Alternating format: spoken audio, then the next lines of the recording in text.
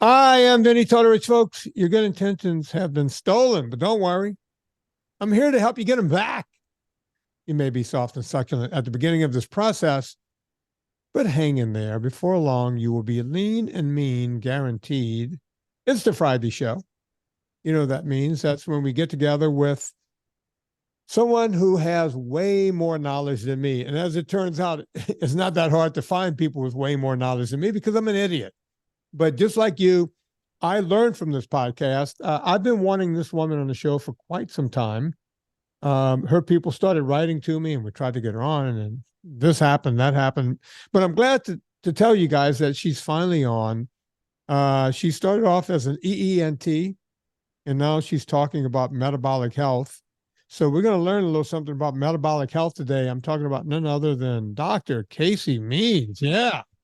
Oh, yeah. Yeah, they love you, Casey.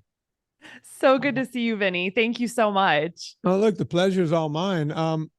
It's interesting because you started off as an EENT, and when I was going through gross anatomy, I hated you guys because we worked on the other part of the body. We were stripping the other part of the body, and you guys would always leave the eyeball hanging outside of the socket, ripping faces apart. You know what I'm talking about, right? Oh, yeah. That's how you know I've been through gross anatomy. It's like, oh, wait, this guy has inside information. Yes. You guys, come on. Yeah, you're supposed to put the little towel back over the face when you're done and the whole thing. No, you guys just went in, ripping eyeballs out, checking out what's going on in ears and noses and everything else, splaying them open. And then we had to go look at that horror show. You've seen it. Oh my God. Yes. I took gross anatomy. This is not how most conversations start. I love it. Yeah, sometimes I come out swinging. You never know. But yeah, it was a long time ago for me. It was down. I was in. Well, they didn't have a section for me. I got my degree in exercise physiology and also secondary education and nutrition from Tulane down in New Orleans, and they were like, "Well, we have to put you in gross anatomy with all the pre-med kids, right?" And that's how I ended up in gross. And really enjoyed it. I learned a lot about origins and insertions, and just kind of became a savant, if you will, of the human body, and just kind of never gave it up. Wanted to learn more and more, which leads me to what I want to talk to you about today. You start off as an EENT. Now you're talking about metabolic health. How does that, just take me through it? I mean, you're going from one to the other, frying pan right into the fire. So how does that happen?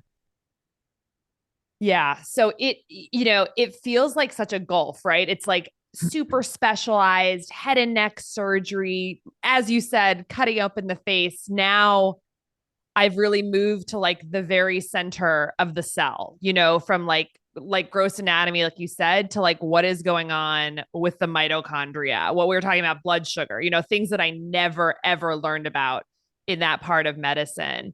And I think, the journey, it was a really interesting one. So I trained, I went to residency for head and neck surgery after medical school.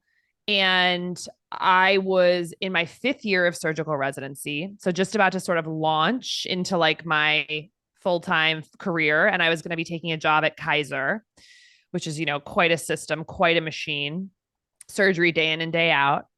And I was on my sinus rotation, sinusitis. So busting a lot of holes in sinuses, 4, 5, 6 sinus surgeries a day, sucking pus out of the sinuses. A lot of people coming in for their second, third revision surgery. And I kind of had this probably was delusional, tired after being on call for a while, but I had this almost like revelation where I thought, oh my gosh, what I am doing all day is operating on an inflammatory issue. Sinusitis. In medicine, itis is the suffix that means inflammation. And I'm like, okay, so this is an inflammatory process, sinusitis. And inflammation is the immune system in the body, immune cells basically being revved up chronically in overdrive, spewing out all these inflammatory chemicals, which create swelling in tissues, and then that blocks the sinuses. And I'm going in there and I'm approaching this cellular immune system based issue basically with plumbing. Like I'm busting holes in things and sucking pus out. But what am I actually doing to address the chronic inflammation? And if inflammatory cells are always responding to a threat in the body, what is the threat that is causing these immune cells to be chronically activated? And is my surgery doing anything to address that? And what I realized is I had no clue the answer to that question. So I stopped. I literally just, I took a sabbatical. I was like, I have to figure out the answer to this question. Like, I don't actually know why these tissues are chronically inflamed. I don't know what, if inflammation is the body essentially being afraid of something, what is the body afraid of? And so then I stepped back even more and I thought, oh my gosh, almost every single condition I'm treating as an ear, nose, and throat surgeon is inflammatory in nature.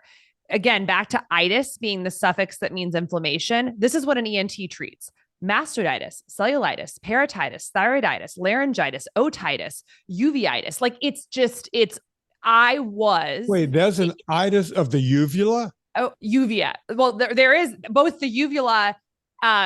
Yeah. So there's uveitis and you can have itis of the uvula, basically the thing that hangs down. You can have itis of anything, basically. Tracheitis. And of course, you go lower and it's bronchitis, pancreatitis, hepatitis. Like, you can have cystitis, the bladder it's wild. So I realized I am an inflammation doctor and I did not realize it.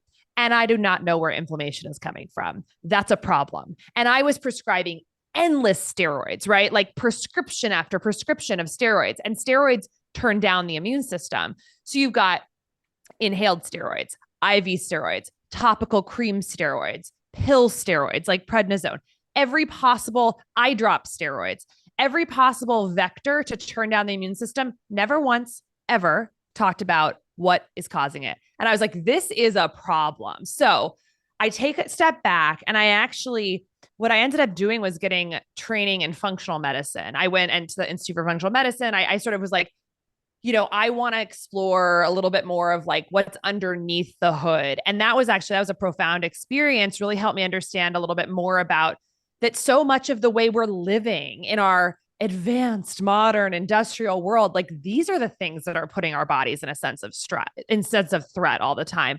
The total frankenfood we're eating, the ultra processed foods, the 50 to 100 times more processed sugar than our bodies ever in human history have handled. The lack of sleep that we're getting, 2 hours less sleep per night on average than 100 years ago, the chronic low-grade stress from our technology and our sensationalist fear-based media, the fact that we're sitting all day, which in and of itself is an inflammatory trigger, the 80,000 plus synthetic toxins in our food, water, and air that have popped up in the past 100 years, the fact that we have artificial light 24 hours a day and our circadian rhythms are totally confused. There's all these things about the way we're living that are truly just part of our quote unquote normal culture that are essentially being perceived by ourselves as a threat, as a fear signal. And the reason this then linked into an obsession and a life focus on metabolic health is because what I realized is, it's not just all these environmental triggers that in and of themselves are actually stimulating the immune system. Some of them are, but there's actually a deeper link there. Many of these triggers, these environmental factors that I just kind of ran through, the reason they're causing the immune system to be revved up is because they're hurting the machinery inside of the cell that makes cellular energy, our mitochondria, and a lot of the processes surrounding the mitochondria. And when you have a cell, we have like 30 to 100 trillion cells. No one really knows, but it's like trillions and trillions of cells. They all need cellular energy to do their work. And when they can't make that cellular energy properly, which is metabolic dysfunction, which is often caused by mitochondrial issues, you know, the powerhouse of the cell, when that is broken in some way, you get an underpowered cell. And nothing is more threatening or going to send out more fear signals to the body in the molecular signal of, you know, inflammatory cytokines, basically recruiting the immune system, than an underpowered cell. It's like a sputtering machine that can't do its work, and it recruits the immune system. But here's the problem. You have a metabolically dysfunctional cell that's metabolically dysfunctional fundamentally because of all these things outside of the body, these environmental factors.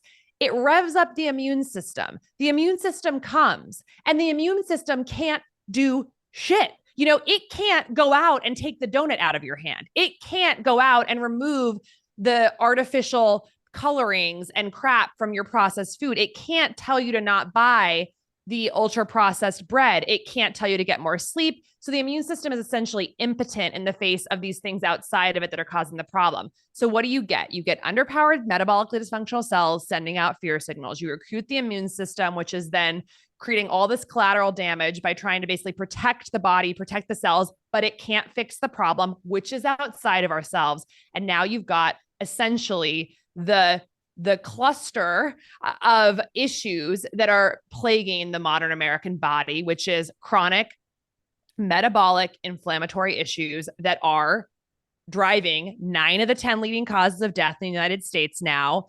And most of just the sort of general symptoms and pain points we're facing as Americans today. So that was kind of the journey from ENT to an obsession with metabolic health, and fundamentally a focus on empowering. I've converted all of my energy as a physician and as a person to how do we empower individuals to understand their bodies better and understand how the choices they're making every day and the exposures that they have are affecting their biology so they can make better decisions that ultimately make them more metabolically healthy, well-powered, increased life force, better functioning cells, and overall a healthier and happier life. Geez, I was just asking you your name.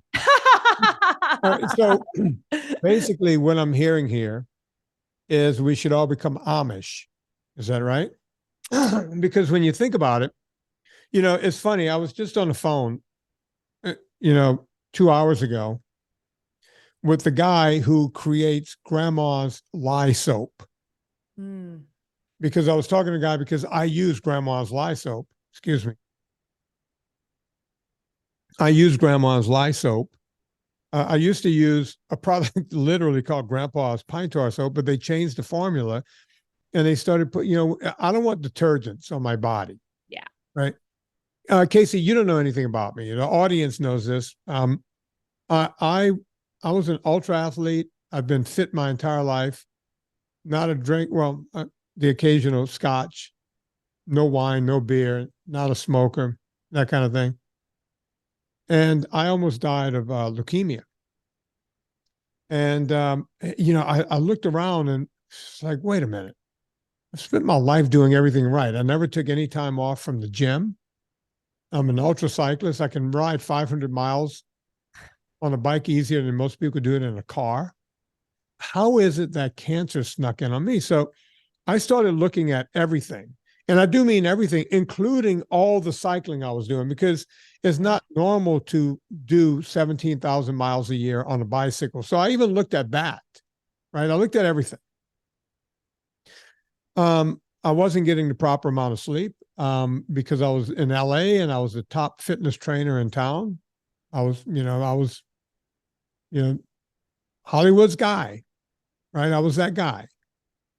I was sleeping about 4 hours a night. I had the entire sleep when you're dead. I didn't own a television, didn't need one. I was never home to watch it. I was too busy being successful and riding a bike when I wasn't doing that. On the bike, you couldn't get real food. I now own a company, UltraFat, that makes a real food that cyclists can take out as well as any other athlete. But back then it was all maltodextrin, So that I was doing that. I took vitamins of all sorts. And then I started looking into my vitamins and noticed that they had things like titanium dioxide in it, which could Mm. cause colon cancer even in nanoparticles. I just looked into everything. And, that's why, by the way, I don't know if you noticed, I started a vitamin company because I couldn't find a vitamin that didn't have crap in it. Most people don't know this, but they will use magnesium stearate, which is not magnesium that your body can absorb. They use that as an excipient or a flow agent in vitamins so you can make the vitamin quicker. And that one ingredient will block the absorption, not just of the vitamins you took, but every other nutrient you take. Right. And that's what's in your vitamins. That's why with most people's you take it and you pee fluorescent, because all the B vitamins just flushing right out because of the excipient and flow agent they put in the vitamin. I could go on and on and on about all the things that were wrong in my diet. The crappy made up food, Cliff Bars and Power Bars and all the junk I was eating just to stay on a bike, and the vitamins and the food and just all of it. And it was just all killing me all the way down to the soap. Yeah. Right? Like, wait, we put detergent in the biggest organ in your body, your skin, right? And we smear detergents on it. Ooh. And then after that, it dries you up so much you feel like you need to put some kind of oil, which has everything else in it, right? I haven't put an oil in my body in years now. I'll take that back. I decided to go suntanning about 2 months ago in my backyard, and I rubbed olive oil all over it made me feel like my grandmother used to put it in my hair. I use grandma's lye soap now, right? I talked to the owner of the company today. I'm trying to make a deal with him to bring him onto my website, right?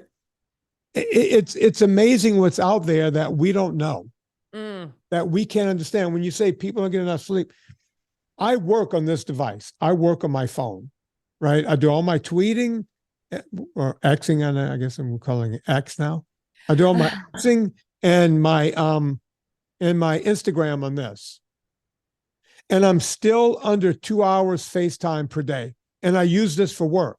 And when I hear that the average American is getting up to 8 hours a day FaceTime on this device, and I'm looking at it going, I work on this device and I don't get to 2 hours average per day. That's pretty amazing. That's really amazing. To think that the average American is up to 7, this is not good. This is a strobing light going into your brain constantly.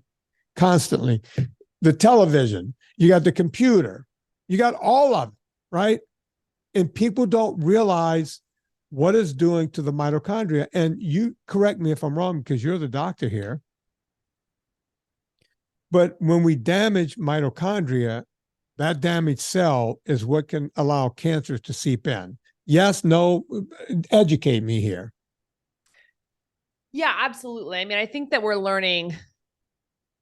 I mean, if there's one thing I think the medical community really needs to realign around, it's the fact that mitochondrial dysfunction is essentially creating the fertile ground for every major disease killing Americans today. It is the driving force of cancer, Alzheimer's, dementia, type 2 diabetes, chronic liver disease, heart disease, of course, stroke. When you have a metabolically dysfunctional cell, and everything is going to basically not work as well, including, of course, all the things that can lead to cancer, like DNA repair, which is a very, it's an energetically taxing process. You need, I like to think of the inside of the cell. It's like you need all these processes to be on point. Every single cell is like a city that is there's cleanup crews, there's repair crews, there's builders, there's higher level strategists, all within the cells, different organelles, different proteins. They all require cellular energy to function, everything. And so when your cell is not making that properly, the city breaks down. It becomes an apocalyptic shit show. That's literally what's happening. Of course, that's going to be a breeding ground for things like cancer. You need everything to be on point. And just like you were talking about, like too much biking, too much of the, and some of these like subtle things, like the stuff you're putting on your body that people definitely don't realize how much that's impacting our cellular health. But like you said, it's like you put something on your body, it's like you're putting it in your mouth. And we're putting straight up mitochondrial toxins on our skin. And so yes, absolutely. The metabolic framework for cancer is fortunately something that's becoming more recognized, but it's slow. But then you hear about, these interesting things that and I think you mentioned this on a recent podcast, but it's like, you hear these things like, oh, fasting or ketogenic diets or something like that. Oh, these things are being implemented now during chemotherapy and, as an adjunct to cancer treatment. And you start to scratch your head like, why would that be? And like you hear things like, oh, sugar's driving cancer. And it's like we really need this mitochondrial framework for health, because fundamentally a lot of these different things you hear about, more in the news, like ketogenic diets or fasting or whatnot for cancer as an adjunct to cancer therapy, it's because it's mediating through the mitochondria. So yeah, absolutely. Well, people who listen to the show religiously have heard this 1,000 times, but it's worth to say it 1,001 times. When I finally got clean of cancer, my doctor, who was a research scientist, she didn't take on very many patients. I got very lucky because of my clients that got me in to this doctor over at Cedars. And when I was done, when they told me I was clean, of course, I'm living in LA, the land of fruit and nuts. And all my clients, woo-woo Hollywood, right? Everyone's woo-woo. And they were like, hey, man, you need to become a vegan, or you need to start juicing. You need to drink a ton of juice every day. And one person told me, you need to start taking at least 8, if not 12 ounces of wheatgrass every day. And I was like, Jesus Christ, I've had wheatgrass a few times in my life. And every time I've had an ounce, I would burp that shit for about a month. Right? It's like, you don't just take wheatgrass and walk away. You're nauseous for a half an hour, and then you could taste it in your system for the rest of the day. And you just keep burping. And I'm not a burping guy. I don't burp anything. I drink fish oil and I don't burp. I'm just not a gassy person, right? And I'm like, Jesus Christ, 8 ounces? That's $8 a thing. I'm going to have to start growing wheatgrass. So I'll go into the doctor and I go, Doc, listen, is there any truth at all to either being a vegan, a pescatarian, a vegetarian, juicing, do I need to buy a juicer? Should I be doing wheatgrass around the clock? I need to know, Doc, you tell me. And she goes, no, it's all hogwash. There's no truth behind any of it that we know. And as I'm walking out of the office, she goes, because she knew who I was and my reputation, I got through some of my Hollywood clients. She goes, you're the no sugars, no grains guy, right? I went, yeah. She goes, yeah, do that. I was like, come again? She goes, cut out sugars and grains. Just cut them out and do what you tell your clients to do to lose weight. I was like, well, what does that have to do with cancer? And she said, okay, we've knocked your leukemia down to what we call a chronic state. Yeah. So we're telling you you're clean of cancer, but you're going to be on chemo somewhere between 4 and 5 years. If you make it to 5 years, you've beaten the odds. And I said, well, what? She goes, you see, we're learning now. And this is back in 2007. She goes, we're learning now. We've been knowing this for a while, but there's no papers yet. There's no nothing. But cancer feeds on sugar. And we know that because cancer is a closed cell in most cases. And the only way it's going to get oxygen is from a carbohydrate. It's going to pull from that oxygen, and that's how it grows. They were still trying to figure it out back then. And she said, if you could stay away from sugars and grains, you might make it 5 years. Who knows? You might make it 6 or 7. We were joking at that point. Well, here I am, 2007. It's 2023. Yeah. I haven't had any more chemo, and I get checked once a year. But no one's studying me. No one's going, wait a minute. This guy had cancer that almost killed him and has never come back. Right? Yeah. No one's studying that. What say you? Would you be studying me? Would you be looking into me, asking me what I do anything like that? Or, and by the way, I have a drink once a week. Sometimes twice a week, I'll have a scotch. I'm a teetotaler, right? I just have a little bit. So I even have alcohol. That nothing has come back. Yeah. That's first of all, incredible. And congratulations. That's amazing. Don't say congratulations. I had nothing to do with getting cancer. I had nothing to do with getting rid of it. But I do think I have a little to do with not getting it again. Yeah. Yeah. That deserves, but that's amazing. And I don't eat any grains, and I don't eat added sugar. I'll eat a little bit of sugar from fruit, but one of the first things I would recommend to someone who has really any chronic disease or cancer is to cut those things out 100%, because for so many reasons. Obviously, one is that the quantity in which they are making it into our food today and what we consider normal is such a huge amount of that carbohydrate substrate that it's overwhelming our cells. It overwhelms our ability to basically convert it all to energy. And so, of course, it gets stored. And that's why, 75+% of the United States now is overweight or obese, because we have a substrate overload. We have mitochondria that can't process all of that. And we end up having to store it. And some of that gets stored in our fat cells. Some of it gets stored in our regular cells that aren't even meant to have fat inside of them. This is called intracellular fat. And when you have intracellular fat, a cell that is not meant to have these fats stored inside of it, like a liver cell or a muscle cell, and you start filling it with fat, it becomes dysfunctional. Like the cellular signaling is going to not work properly, all of these different things. So, basically take the foot off the gas of this overwhelming substrate of carbohydrate that's going into the body to give your cells a break to clear through some of the excess and essentially like free up a lot of the processes inside the cells to do better work.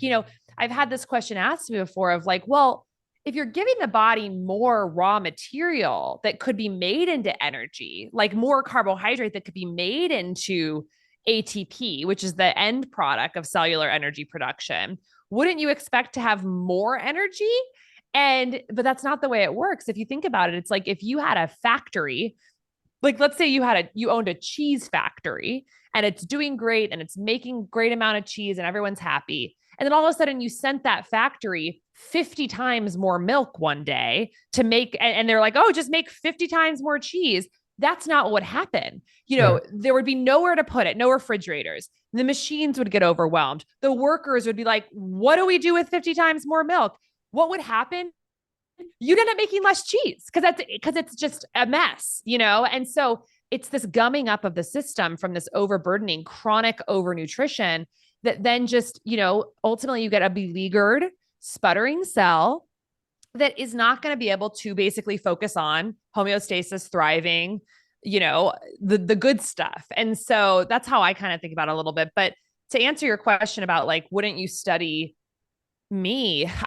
This is why at Levels, the company I co-founded, like we're really passionate about like biomarker testing, like know what your biomarkers are. And so at a baseline, I'd be interested in like, for someone like you, like what do your biomarkers look like? What do your metabolic lab tests look like? Your triglycerides, your HDL, your uric acid, your fasting insulin, your fasting glucose, your hemoglobin A1C, your triglyceride to HDL ratio, your liver function tests, your GGT, like this whole suite of tests that basically when you throw them all up on the whiteboard and you look at them all together and you kind of read the tea leaves of what they're saying, you can kind of get a sense of like, is this body metabolically functional or is it not? And for the person who's doing really well, like you are, my assumption would be that picture is going to basically say metabolic health. The tea leaves are going to say this body, these cells are working. Young Casey. Oh, when I moved to Virginia, I got to tell you the story. Okay. I moved to Virginia. My wife tells me, you need to go get, a doctor. You need to go and have, it's like, well, I never had a regular doctor in LA. And she was like, yeah, all of your clients got you to whoever you had to get to. She goes, no one here knows you. You need to go get your GP. So I'll go to this woman. It's highly recommended, like, Right. well known in town. We live in a university town. UVA is right down the street. Yes. A lot of medicine here. There's a lot of everything. So I'll go in and they do a battery of tests, right? Yeah. And my triglycerides are 40. Right. You go down the list, and everything was just unbelievable, right? And Right. fasting sugar was 78. Right. A1C is 4.7. Everything is where it's supposed to be. And she calls me up. She goes, but we need to talk to you about your cholesterol. It was below 200 total cholesterol. And my ratio, I said, well, why? She goes, well, we need to put you on a statin. Right. I was like, why? And she goes, because your cholesterol is leaning towards, it's below 200, but we should put you on a light statin and get you started now. And I said, huh. It says, very interesting.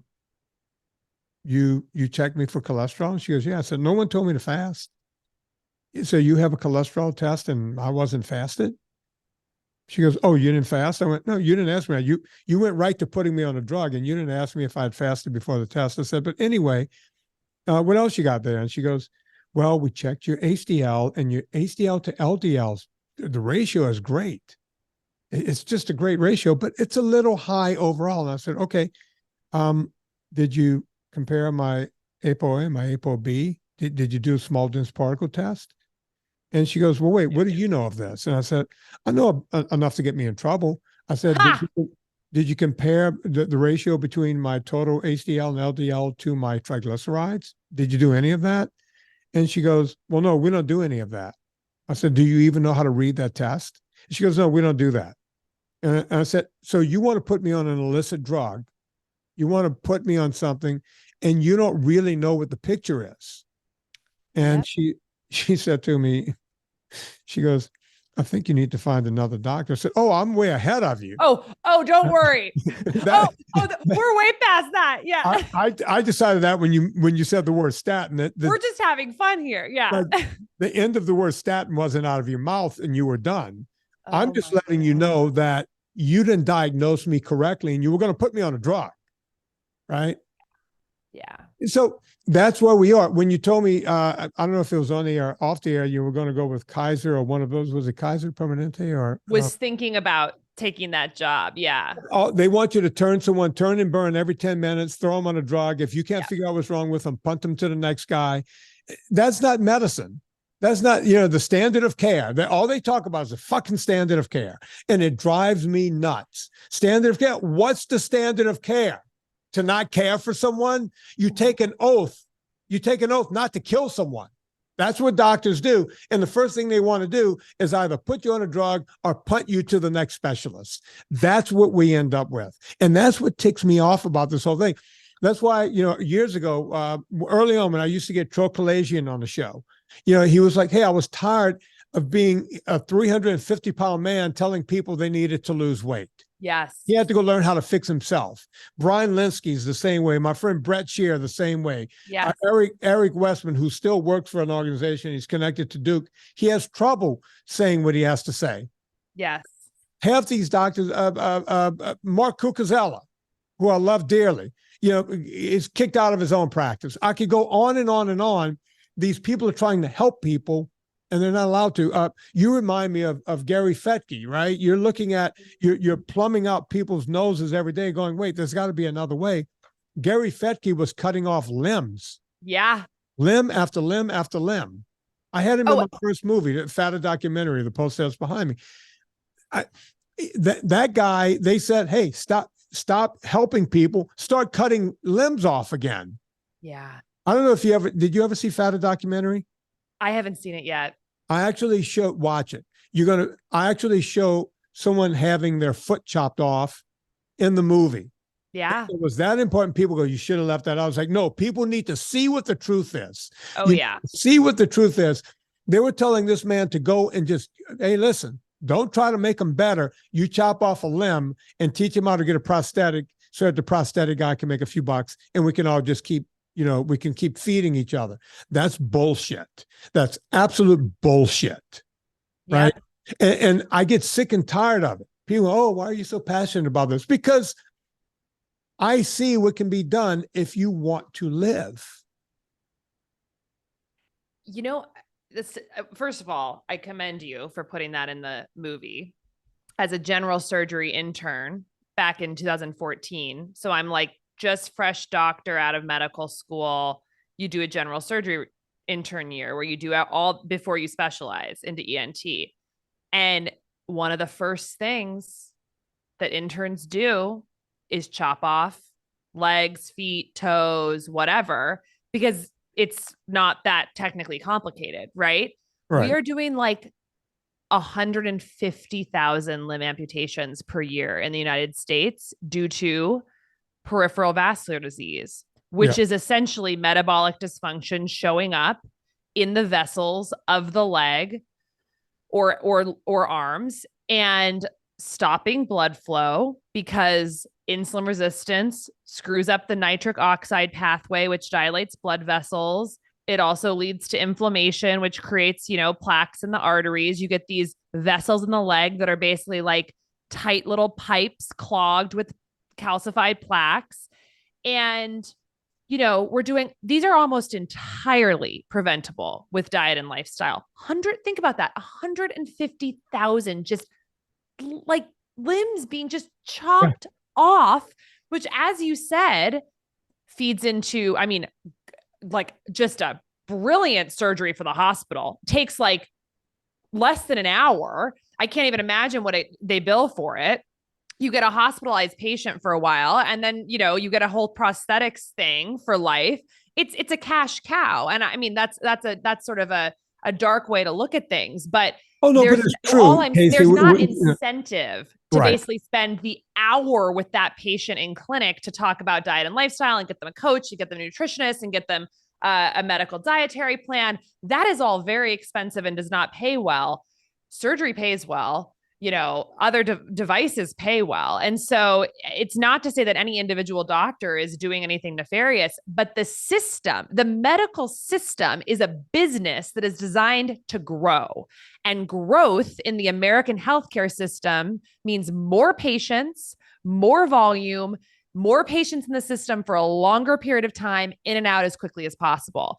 And until our incentives for that change, we're never going to a place. It literally is like pro bono work for a doctor to focus on the things that are actually going to reverse disease. And so, no, I'm just 100% with you. But it's like, when you see some of that imagery, like it makes an impact. No one wants to go down that road, but it is the road for a lot of Americans today. So listen, I was the guy. I started mentioning this 12 years ago on this podcast, and it became pretty famous when I mentioned it on Adam Carolla's show. I was the guy that said, look at Woodstock 1969, find the fat person in those photos. You can't. Everybody, there are more fat people at any triathlon you go to in the United States. You go to a full Ironman triathlon, you get past 11 or 12 hours, everybody coming across that line has some weight to lose, pretty much. After like 12 hours, right? And these are people who are running, cycling, and swimming their asses into the ground and they can't lose the weight. You go to Woodstock where people are swilling, cheap wine and beer out of, whatever. They were ripped. These people, go find it. As a matter of fact, the meme was started because of me talking about that so much. There's a meme. Here's 1969 Woodstock, and here's those pictures. You see them all the time. Yeah, I was the guy that brought that to the internet, right? Ooh. I was in Destin, Florida, this past weekend for a wedding, and we were the part of the beach we were on was somewhat private. It was hooked to the hotel, right? There was a hotel on the beach, and if you stay in the hotel, they'll give you an umbrella and a couple of chairs, and you can just lay right there, right? You can just. So my wife and I, oh my God, we can get some fresh air. We can exercise on the beach. We can run up and down. Then we have our umbrella and the whole thing, and we're looking around. We could not find anyone who was not obese. Most people we saw were morbidly obese. There's a difference, as you know. Mm. Morbid obesity. I'm looking around. Everyone is, and I told Serena, I said, let's play a game. Find the person of normal weight. And it took us a while to come up with one. It was someone who happened to be jogging by, someone who cared about their health. We couldn't find people of normal weight. And she saw one couple. She goes, that couple, I said, Number one, he's fit fat, right? He's a guy that goes to the gym, looks like you can bench press somewhere between 350 and 400. His quads were really big. You could see some musculature, but there was a big gut and you couldn't see any striations in the muscles, right? He was fit fat. I went, yeah, he's fit to lift heavy things, but he's still fat. Mm. Right. And she's the same way. And I said, as a matter of fact, we would call that athletic in today's world. Whereas when I graduated high school in 1981, she would have been the chunky chick. Right. We've changed. Everything has changed. And this is not to put anyone down and say, oh, Vinnie, you're looking through a different set of goggles at everyone. No. There was a commercial in the 1980s, early 80s for Special K. And you're too young to know this, right? It was, if you can pinch an inch, you're too fat. And they would show in the ad, they would have the husband going up to the wife going, oh, I could pinch an inch. Well, you better start eating your Special K. This ad campaign, it wasn't a 5-minute campaign that went away. They show the guy in the thing who would be considered lean by today's standards. And a woman goes, oh, I can pinch an inch. Well, I got to start eating my Special K. Go eat a grain to get rid of it was the implication. But pinching an inch back in those days was considered too fat. Can you imagine that would not fly today? No, none of it would. Right? I'm the only one that's willing to put my ass on the line and go, look, as a nation, we're fat and we're breaking under the weight of our own weight financially. Yeah. We're never going to get past this. We're never going to get past it. It's just not. And it was interesting. There was actually the Stanford alumni newsletter. It came out yesterday, and the title of the newsletter was "Overweight is okay. Being overweight is less risky than you think." So that's going out to, I don't know how many tens of thousands of alumni. Subject line, overweight is okay. Being overweight is less risky than you think. And I thought, I read this article and I'm going to write them a note back, I went to undergrad at Stanford, medical school at Stanford. I taught at Stanford. I volunteered at Stanford. I'm like, I feel like I have some grounding to speak about this a little bit. And I run a metabolic health company. It's weight is it can be emblematic of underlying metabolic dysfunction. And it is true that for people in the overweight range, like 25 to 30 BMI, it doesn't necessarily portend higher risk of premature death or worse health outcomes. But what we need to reframe is less, I think, a conversation. And I'd be curious to hear your thoughts on this, but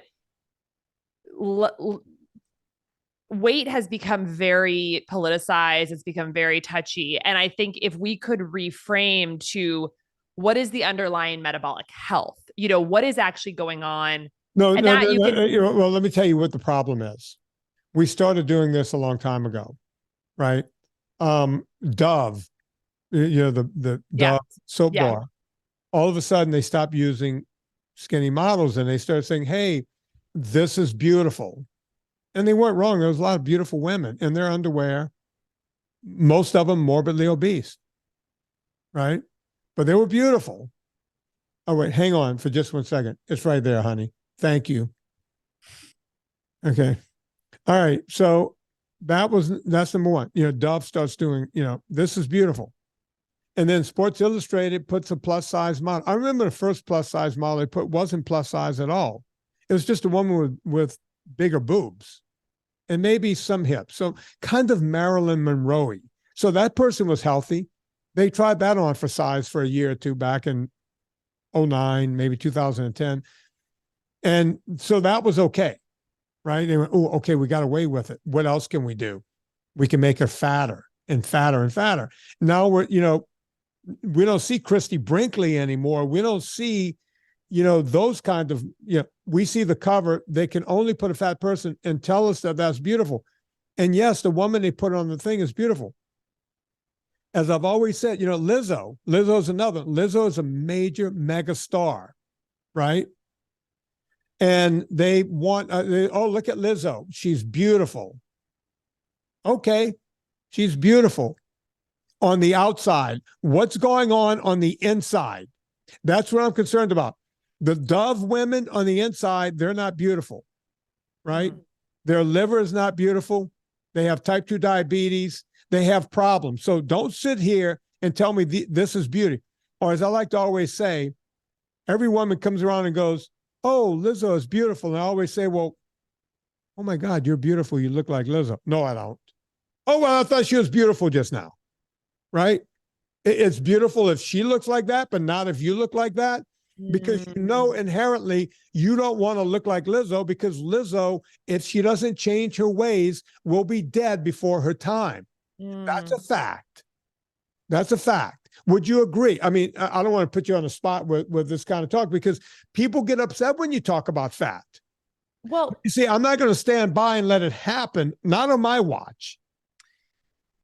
It's I think there's complexity to it, in part because there is a class of people with an elevated BMI that are called MHO, which is metabolically healthy obese. And then there are also, of course, thin people, as we know, who are very metabolically unhealthy. And those actually, the acronym, which I'm sure you know, is TOFI, literally in some of the medical literature, thin on the outside, fat on the inside. Right. And what this gets at is that it's not a one-to-one correlation between weight and an internal, the more dangerous fat that's associated with metabolic dysfunction, which is the visceral fat and the intracellular fat. There is, of course, correlation between, weight and how much of this more dangerous fat you're going to have inside around your organs, this visceral fat that's dangerous. But there is a universe in which someone like Lizzo actually has almost no visceral fat and may be, part of this MHO category and may live a totally long, normal life without metabolic disease. I can't actually say, because I don't know what her labs look like. So, and similarly, there could be the thinnest supermodel in the world who might actually get type 2 diabetes and heart disease because she's actually what, TOFI or skinny fat or whatever that's, the different terms are. And so, and this is why I think over time I've become so passionate about honestly testing. Like, no, if you talk to the average person on the street and you say, are you metabolically healthy? I think 99.99% of people would not even know what that question means, even though metabolic dysfunction in America is most likely the thing that's going to kill you and create just general pain and suffering in your life, even when you're young, like things like erectile dysfunction, depression, anxiety, gout, infertility, migraines, chronic pain, fibromyalgia, et cetera, osteoarthritis, all related to metabolic dysfunction, these sort of more like non-lethal pain points.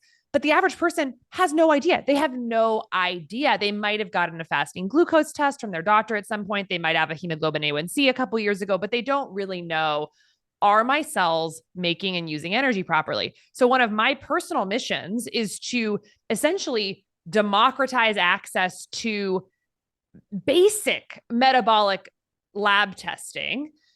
So, and interpretations that make sense. So someone can just say, like, I know where I stand, whether it's the skinny person or, someone who's, falls into the obese category, because it's not as simple. I think there's directionality to it, but I think there's been this interesting trend of like, that's been happening of like, oh, you can be healthy at any size. And I think I always look at that and I'm like, that's not that useful of a statement, because the reality in America right now is that we are actually unhealthy at every size by and large. Wait, hang on. Okay, I get it. You're being somewhat politically correct. And I'm not trying to be, I'm not. Okay. All right. If you saw this woman walking down the street, I'm showing you a picture of Lizzo Yes, in my yes, yes. camera. Okay. Would you guess that she's metabolically healthy? You're watching this woman walk down the street. Does that look metabolically healthy? Statistically speaking, it's more likely that she's not metabolically healthy, but there is a universe in which she. Okay, I get it. You have to stay. You want to keep a job. I get it. I don't care. I get it. It's fine. I see that, and I don't see metabolically healthy. I'm sorry. I don't. Right? You were talking about people with fat cells where fat cells shouldn't even be. Right. I'm going to go ahead and guess she's one of them. Yeah. I'm just, I don't gamble. I'm not a betting man. Right. I got $1,000 that says I'm right. Well, this is what I will say one thing, which is that if could be anything, right? Right. It would be both lean and metabolically healthy. Two different things. But if you're trying to like have the longest, happiest life without undue pain and suffering and cost, it's lean and metabolically healthy. And you have to know both of those things. And they are different tests, basically. Right. And as a former surgeon, I think one thing so everything I just said, about that there is such thing as metabolically healthy obese, which is a term that we understand. They basically have normal biomarkers and low visceral fat in the context of a lot of subcutaneous fat. The subcutaneous fat isn't going to shorten your life. That is true. But I think the reason I say that I would just prefer to be lean and metabolically healthy is because there's a lot of things about being leaner that make a lot of other health issues that may not be metabolically related a lot easier. So for example, I'll just give an example. When I was in the surgical world, operating on someone with less subcutaneous fat, even though it's not dangerous fat, it makes the surgery shorter. It makes it easier. Like it's when you're in the body, when there's a lot of there's nerves that run through fat, and if there's a lot of extra fat, like it actually creates a more difficult situation for the surgeon. So I think about this sometimes. If I had to have emergency surgery, like I was in a car accident or I needed my gallbladder out or my appendix, having lower, even subcutaneous fat, that's the fat under the skin, that's not metabolically dangerous, it's going to make things easier for the surgeon. And so weirdly, that's actually something that motivates me a lot.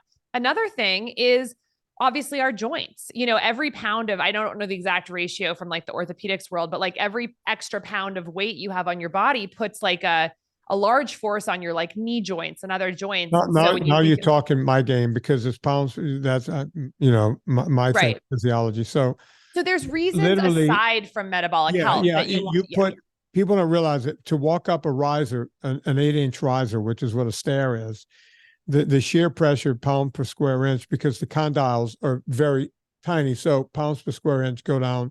So if you weigh 175 pounds, but you see the condyles, that's not even a square inch. It's just a moment in time, right? So now a 175-pound man on that joint going up that 8-inch riser could be as much as 400 pounds on to that joint. And then if you add, every time you add any weight to that, it goes up exponentially. And people don't understand that. But I want to go back. Look, when I was a kid, back in 1981, right after we decided to make a food pyramid, after we decided that sugars and grains are the way to go and taking fat out of the diet, we didn't have things. Let me name a few things that we didn't have besides cell phones. Type 2 diabetes was not called type 2 diabetes. It was called type 2 alcoholic diabetes. Right. Alcoholics got it. Now we have non-alcoholic type 2 diabetes. Didn't exist. 1981, when I graduated high school, did not exist. Right? Fatty liver disease, by and large, did not exist at all. ADHD and ADD, nobody had it. Nobody. None of this existed. No one heard of something called a CPAP machine in 1981. Now you'll find commercials where they have cleaning devices for your CPAP machine. 1981, if you said CPAP machine, it didn't exist, right? So we can sit here all day long and go, well, this might be healthy on the inside, even though she's, really, really overweight on the outside. I don't buy it. I don't buy it. And I don't buy it for anyone I saw on the beach, right? We can say you're beautiful and you're healthy at any weight. We can say that all day long. But I don't buy it. I'm not buying it because I didn't know what a CPAP machine was. I'd never heard of type 2 diabetes for anyone. It was juvenile diabetes, the one that you get just by chance of bad luck, right? Now we have it. Those are the things that concern me. See, I'm not trying to, I don't care who listens to this podcast or not, right? I'm not trying to make friends here. I'm trying to get people healthy. Yeah. And by telling people, well, you might be 400 pounds and you could be healthy on the inside, I ain't buying it. You're cutting, but I ain't bleeding. Right? Yeah. So that's where I am. That's where I come down on it. I don't mean to be so rough on people, but we have to have someone out there telling people the truth. You're not metabolically healthy if you're 300 pounds. When in 1982, 81, Phil Callahan was the fattest guy in my school. He was my best friend. He was the fattest guy in my class. He was 6 feet tall and he weighed 225. That was the fat guy. Right? Come on. What are we doing? What are we doing? Something has to change. And I'm glad there are people like you out there who are willing to stick your neck out and go, look, I went down this road. Now I'm going down that road. Yeah. Yeah. I mean, honestly, what you're getting at is it's the reason we started. So everything you're saying, I hear you. And I really respect. It is hard to say some of the things you're saying, I think. And I think that it's important. But the question then becomes, okay, if that's all true, basically, but we're not that far apart on what we're saying, but it's like, right. Then what do you do? We're living in this massively obesogenic culture where if you're even literally a fetus in a body in America today, you are already getting signals to basically store fat and to have mitochondrial dysfunction. And then the everything about, the industrialized birth process, the way starting on literally actually preconception, we are put into a treadmill that basically leads to mitochondrial dysfunction and 3D printing of fat in our bodies. So then it becomes, what do we do about it? And there's, of course, that's a whole nother conversation about systems issues, personal choice, behavior change. I personally believe that people want to be healthy, and I do think that being born into this country today, it's a massive uphill battle against basically normalized cultural forces, many of which are literally like sponsored by taxpayer money, through our farm bills to make our unhealthy food cheaper. The reason we started Levels is because we believe that if people understand what the environment is doing to them, they will be able to make better choices and honestly might get a little pissed off. And I think that general feeling of sort of being shocked and pissed off by what you thought was normal and then realizing it's really not good for you and seeing that in your own body, that place of a little bit of like shock and some anger can be really motivating to get people, kind of to feel almost like a warrior in this sort of like battle that we're facing against the obesogenic culture. So I think there's many different ways to approach it, but at the end of the day, I think a lot of it's going to have to come down to people making dozens to hundreds of different choices every day. And my belief is that if it starts with people having awareness about their metabolic health, with Levels, of course, it's continuous glucose monitoring. So it's people actually seeing their blood sugar responses in response to everything they're putting in their mouth and being like, oh my God, my doctor said this is healthy. It's not. And then ideally making different consumer decisions in mass, which drive the food industry and other industries to do better. But that's where the work we're doing is. And then also creating access to essentially metabolic lab testing in the blood. So continuous glucose monitoring for the biofeedback, and then blood testing. So people can answer that question of like, what is my current level of metabolic health? And for the average American, it's not going to be good. And then basically from that foundation of awareness, which we don't even have right now, hopefully, be motivated to take more action. So, yeah, I mean, I think that, like you said, a whole new normal has been normalized to to what is normal, what is healthy. Yeah.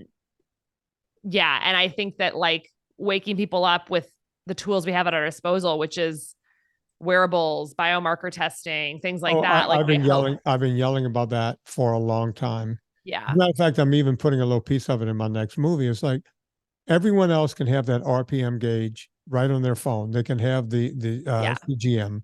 And why aren't we handing it out to everyone? Everybody. So, but because my theory is, and I'm not a conspiracy guy, my theory is they don't want people to know. Why would the drug companies want to give you something that's going to make you go away from their drugs? I'm hoping you can stick with me for a few more minutes. I like to keep these to an hour. I have to do a quick ad, and I have one more question for you. Let's do it. Oh, I'm having fun. Let's do it. And by the way, I'm glad that you came around to go, most Americans, and we ended up in the same place. I just get a little more fired up. Just like most Americans are unhealthy. Thank you. Well, 93% of Americans have metabolic dysfunction. So almost everyone. So we're in agreement. Agree that Lizzo might not be in that 7%. Yes. Okay, I knew we would get but that. I don't know for sure. Nobody can know for sure unless you treat her, and you're not going to treat her. Yeah, I get you need to be politically correct, and but Lizzo may be in that 7% of healthy people. There's a chance. Now, I just wanted to get to that. Okay, folks, Villa Capelli olive oil. I didn't even get to this with Dr. Means today, but I'm sure she would have a thing or two to say about seed oils. That's the problem with olive oil in this country. It can be cut up to 40% and still be called 100% pure, unadulterated olive oil. You can buy olive oil. It will say first press, cold press. The olive doesn't even know the oil is missing yet. It's so pressed yet, all this stuff.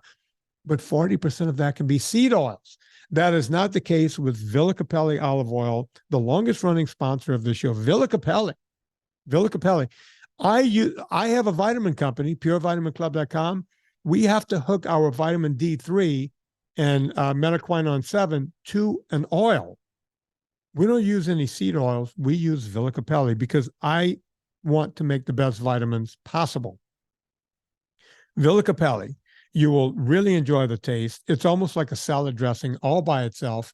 You want to save a few bucks, get the 3-liter 10, and when you get it in, when you get to checkout, put in promo code Vinnie to get 10% off. If you spend over $125 after the discount, meaning you would have to spend about $145, you get free shipping. So $145 minus 10%, you're still above $125. I just did the math for you. You'll get free shipping on top of that. Imagine free shipping on 3 liters of olive oil. That's ridiculous. Go get Villa Capelli. Put in promo code Vinnie, VINNIE. No wimpy Y, or you won't get your discount. So put in the IE, VINNIE, Villa Capelli. Let them know we sent you. We're talking to Dr. Casey Means. And God, I hope I didn't upset her because I wanted to come back when her book comes back. Casey, I saw somewhere online that you tried veganism as an experiment for 5 minutes. Can you tell us a little bit about that and what you felt, what you experienced? Oh, fun question. Wasn't expecting this one. I love it. Yes, absolutely. So it kind of starts back in college. Like your friend in 8th grade, I was very heavy. I was actually I'm 6 feet, and I was getting up close to 220 pounds, to be honest. Okay. And I lost that weight, power of real food, movement, et cetera, the basics. But I was studying nutrigenomics in college at Stanford, and which is basically like, how compounds in foods change gene expression. And that was incredibly empowering to me. And one of the things that was like sort of an aha moment for me was how many plant chemicals are actually genetic regulators. Things like curcumin, which is in turmeric, and it changes our NF-kappa B expression. And isothiocyanates from cruciferous vegetables that change our NRF2 expression. And just thinking about like how food is essentially like a way of turning the knobs on these pathways that ultimately control things like our weight and our metabolic health. So I became very into the power of plants in that phase of my life. And plants were a big part of me getting really healthy. And then flash forward about 6 years, I've gone through medical school. I'm in residency, and life in surgical residency is pretty rough. You're Right. you're up all the time. You're not sleeping multiple days a week. You're doing life and death surgery in the middle of the night. You're eating cafeteria food. You're shoving, graham crackers in your mouth in between surgeries. You're not seeing sunlight. It's awful. And I got really sick, and I developed multiple health issues at like 26. I'd gone from like perfect health in medical school where I was cooking all my food and had more control over my schedule to I had IBS, just like awful IBS, depression, some anxiety. I had horrible cystic jawline acne. I gained some belly fat again. And I had horrible chronic neck pain that was just totally unremitting. And so all this stuff just cropped up. So I'm like this 26-year-old who's like, feels just horrible. Right. And when I ended up leaving the surgical field, literally the day I left, I went back to what I knew, which was the power of plants. And I basically went 100% whole food, plant-based vegan. And I was following a lot of those. There's a lot of doctors in that space that are doing interesting work, like Neil Barnard and Michael Greger, who wrote How Not to Die, and Cyrus Kambata, and who wrote Mastering All Diabetes. guys I begged to be in my documentaries, but they wouldn't show up. Yeah, it's ridiculous, the whole like tribalism between different dietary ideologies. What interesting factoid on that. But so I went fully whole foods, plant-based vegan, and I was sleeping and I was exercising again, and everything in my life was kind of back to normal, and it truly like organic whole foods. And in 6 weeks, every single health issue I had was completely gone. It was like no acne, no IBS, no depression, no neck pain. And I mean, I knew that was going to happen. I knew the power of food. I'd already lost weight. I knew this was going to happen. But do I think it was veganism? Not necessarily. I think that it was the comprehensive diet and lifestyle and eating an untainted, organic, beautiful whole foods diet after 5 years of gavaging myself with processed grains, sugars, and seed oils. But it did heal me. And I think it can heal a lot of people, especially if you're coming from a really bad place. Ultimately, I then have become very passionate about the regenerative agriculture movement and about this nexus between soil health, human health, and planetary health, and animal health as well. And realizing that I had kind of, when I was in the vegan sort of world, I certainly thought that, oh, this is also the answer for climate. And what I came to understand over time is that actually, monocropped, pesticide covered vegetables, even if it's all vegetables, is not the answer. What is really the answer, I believe, is a thriving dynamic ecosystem between soil, animals, plants, humans, and the weather, essentially, that work together to create the most nutrient rich, nutrient dense food that's good for humans. We're natural cycles, thriving biodiverse ecosystems. So that movement, which actually sort of started with a real emerging passion for the relationship between soil health and human health, has led me towards actually eating animal protein again. But really thoughtfully sourced animal protein that is not. So now I'm on that. Interesting fact. I have done extensive biomarker testing throughout this whole period. From veganism to now, I eat probably 80 grams of animal-based protein a day. And the fun thing is my biomarkers are basically exactly the same. My triglycerides have been between 45 and 47 for 5 years. My HDL has been 94, literally maybe 95 one time, but like it's been in the 90s for 5 years. My LDL has gone up just tiny bit on the animal-based diet, and my insulin has always stayed between 2 and 4, which is super optimal. And my fasting glucose has always been between 75 and 82 on like every test. So what this says to me, and this is what really honestly kind of pisses me off about the nutrition field right now, is that you've got wars going on social media. Oh, I know. And I'm like, show me the receipts. I just want to see your biomarkers. And how do you feel? So if you've got great biomarkers and you feel amazing and your skin is amazing, your hair is amazing, you don't have any symptoms, eat whatever diet you want.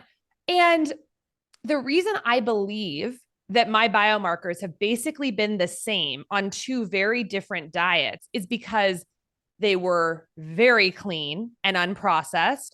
And because they were unprocessed and eating really well-sourced, nutrient-dense foods, my body, the exquisite self-regulatory satiety mechanisms were all in play. Like the body, if it's eating real, thoughtfully sourced food, it will shut itself off from eating too much. It will self-regulate. Right, but that's the problem. Most people, you put them on a vegan diet, and the first thing they go to is pasta and rice, and grains, and on and on and on, more sugar, and they end up in the same spot. They're not doing what you're doing. They're not eating the way you're eating.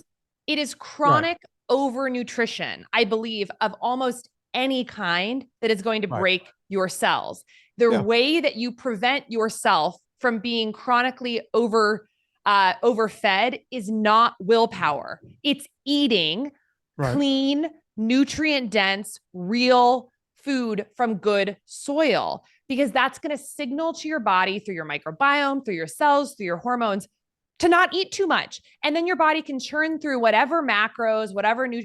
So I think that I certainly have not fallen on like, oh, there's one way to eat. I think there are a couple things after being in this field for 20 years now of like sort of nutrition and health, since, I was a freshman in college, basically, that I know to be true. Food quality and sourcing matters a ton. Eat clean food, non-conventional, from the best possible soil you can, which means like if you can get it from the farmer's market and you can talk to the farmer and understand how it's been grown, we get that. But the problem is most people can't, and they don't, and there's so much monocropping. Good luck finding something made from good soil. But at least people, I think, should try. I think it makes a difference. And then I think unprocessed food, it's like, I know I'm preaching to the choir, but it's like unprocessed food will trigger your satiety hormones. You will not overeat as much, and everything will get better. And so that's been my journey on the vegan, but I'm really happy with where I'm at now. I feel great. My biomarkers are good, and I still believe in the power of plants, but, I'm on a very much like a muscle building journey right now. And so, getting high quality protein is really important to me. So that's where I'm at. Well, good. I'm glad that you're eating animal products, because if you're going to build muscle, that's where you need to be. And if you're going to be in Southern California, you need to have more muscle. That's just part of the edict of moving there. Hang on. I want to say goodbye to you off the air. Folks, if you want to check out Casey Means, you can go to what's your website called? Levelshealth.com, at Levels on Instagram and Twitter. And then I'm at Dr. Casey's Kitchen, Dr. Casey's Kitchen on Instagram and Twitter. So go check all that out, folks. You know what to do with me. We all go shopping on Amazon. Before you go to Amazon, go to VinnieTortorich.com, click through the banner, puts a little coal on the fire, gets our train down the track, and we're able to keep the show free for a gazillion years in a row. We also have the superfan page over at VinnieTortorich.com, and check out the NSNG ebook. Get it. That alone will change your life. So on behalf of Dr. Casey Means, my name is Vinnie Tortorich. Put life into living and do it with enthusiasm.